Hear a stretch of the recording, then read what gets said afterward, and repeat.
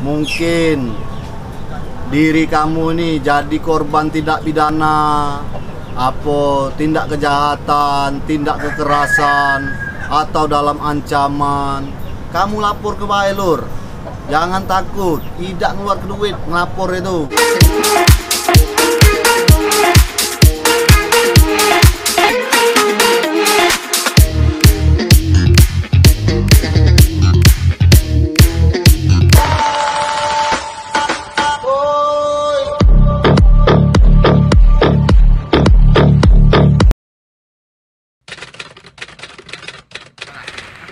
Raja juga.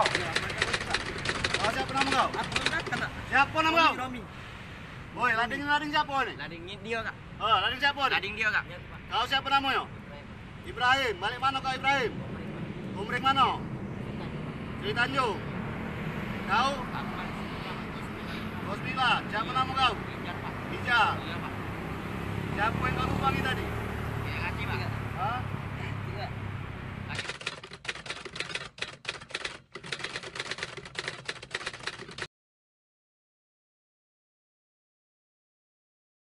Sore lur, nama aku Kelvin Marley. Itu nama IG, nama kerennya. Kalau nak nama asli, kamu DM bae. Kalau nak lebaran ke rumah, payu. Aku dinas di Polda Sumsel, di bagian opsionalnya. Makanya galak warawiri dak keruan. Kadang-kadang ke sana, kadang-kadang ke sini.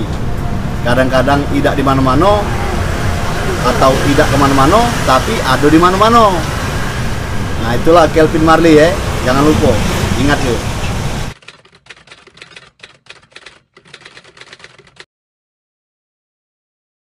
Jadi panjang ceritanya ngapo dipanggil Kelvin Marley, padahal dak kate hubungan sama Bob Marley. Terus aku juga kurang hobi, tahu sama Bob Marley tapi kurang hobi. Jadi sejarahnya dipanggil Kelvin, nama aku nih agak mirip-mirip pin-pinnya ujungnya. Jadi wong-wong pasar, pedagang-pedagang nih manggil Kelvin. Nah kalau Marley itu ada wartawan di Polda nyingok rambut aku nih yang kriwil-kriwil ini, dia omongnya Cak Bob Marley. Jadi pas posting, dipostingnya lah Kelvin Marley. Jadi bukan Cak julukan wong tuh kan, si Anago, si B Badak, si C Ulo Sawo, bukan. Itu agak keren, Kelvin Marley. Walau dak kate sanak pamili dengan Bob Marley, tetap Kelvin Marley.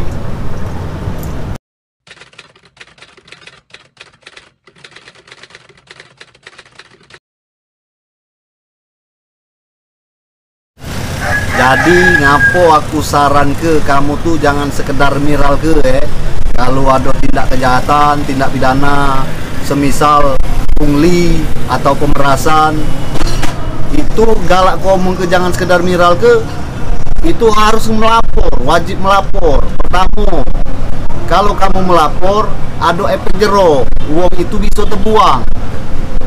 Sebab kalau tidak katik laporan, tidak bisa diproses. Proses hukum di Indonesia ini berdasarkan KUHP-nya dari polisi ke jaksa, dari jaksa baru ke hakim, dari hakim diponis, dia dapat hukuman. Kalau tidak katik pelapor, tidak lengkap, tidak proses, tidak bisa diproses. Jadi prosesnya itu harus ada laporan, harus ada bukti, harus ada saksi. Nah kalau tidak katik yang melapor, ada saksi, ada bukti dalam hal tindak pidana yang bukan tertangkap tangan, ya tidak bisa diproses, tidak maju ke jaksa dia. Jadi dari polisi kaget diberkas, diketik, segala lengkap unsurnya masuk ke tahap 2 ke kejaksaan.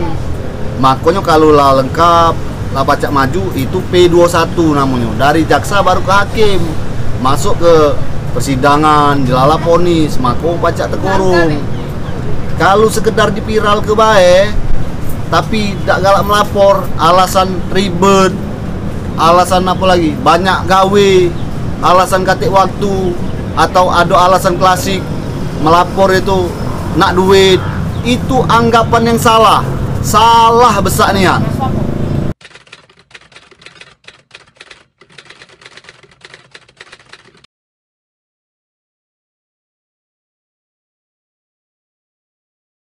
Nah, sikok lagi ya. Ada netizen banyak lah ya yang ngomong ke kalau melapor kena duit, harus mengeluarkan duit. Itu salah. Salah besar, anggapan yang salah. Bukan zamannya lagi lur. Yang uji kamu tuh ngelapor hilang kambing, laju hilang sapi, dak katik-katik lagi yang cak itu. Jangan jadi kealasan kamu. Biasanya oleh takut, ribet, banyak gawe. Jangan jadi alasan di polisi nak ngelapor nak untuk duit. Tidak kate. Lapor kemana kamu? Polsek, Polrestabes, Polda, dilayani asal memenuhi unsur perkaranya. Misal pungli ya, pungli itu dalam KUHP pemerasan. Jadi unsurnya itu ya uang meras kita, mintai kita dengan ancaman, dengan kekerasan. Kalau kamu melapor ada kejadian kayak itu, pasti dilayani. Pasti dilayani. Tidak katik lagi yang namanya agak aku ngelapor dimintai duit, dak zamannya lagi. Amanado polisi yang cek itu terbuang dia dilapor ke di Propam. Ya, jadi buat netizen yang nak melapor, lapor ke baik apa perihal kamu. Jangan takut. Ini polisi sudah reformasi.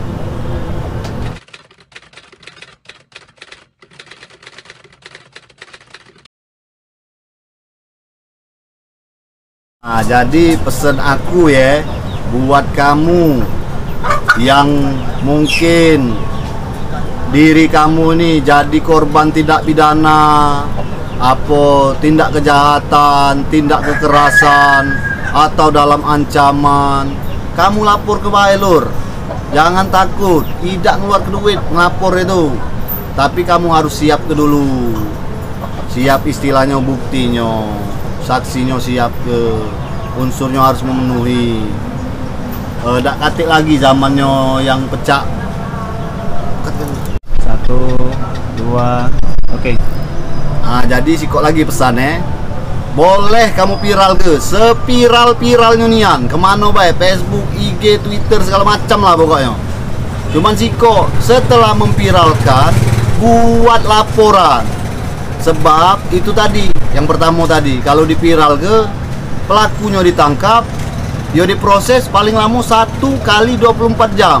Setelahnya, ya tidak sesuai prosedur polisi nak memprosesnya. Proses itu kan harus terus ke jaksa. Kalau dia cuma ditahan 1 kali 24 jam, setelah diviralkan, diamankan, dia tidak bisa apa-apa juga. Dia keluar kaget. Anggapan wong lain, anggapan netizen ini banyak. Itu didamai ke di 86. Nah, jadi itu tadi.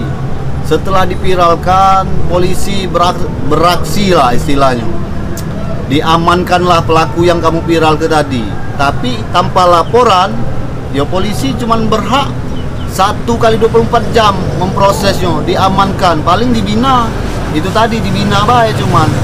Sebab tanpa laporan tidak bisa diteruskan ke kejaksaan, ke pengadilan. Terus prosesnya tidak bisa terus kalau tanpa laporan. Jadi kalau dia pelaku tadi cuma 1 kali 24 jam baik, diaman ke dibina, kaget dia keluar lagi, timbul pertanyaan, nah ngapa keluar lagi? Apa dia besak dekengnya? Apa dia damai? Apa dia di 86 ke? Padahal memang tidak pacak dilanjut ke. Jadi anggapan netizen tuh, ngapo baca keluar lagi.